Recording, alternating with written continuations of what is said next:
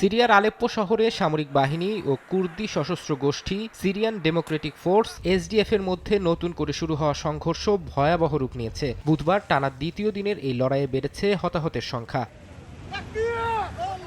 বেসামরিকদের এলাকা ছাড়ার জন্য স্থানীয় সময় বুধবার বিকেল ৩টা পর্যন্ত সময় বেঁধে দেয় সিরীয় সেনাবাহিনী। ওই সময় পার হওয়ার পরই শহরের শেখ মাকসুদ ও আশরাফিয়া এলাকায় গোলাবর্ষণের খবর পাওয়া গেছে। এর আগে পরিস্থিতি নিয়ন্ত্রণে রাখতে সিরীয় সরকার মানবিক করিডোর খুলে দেয়। বিশেষ বাস সার্ভিসের মাধ্যমে বেসামরিকদের নিরাপদ স্থানে সরিয়ে নেওয়া হয়। সরকারি উদ্ধার সংস্থার একটি সূত্র জানিয়েছে, এখন পর্যন্ত প্রায় ১০,০০০ মানুষ সংঘর্ষপূর্ণ এলাকা ছেড়ে গেছে।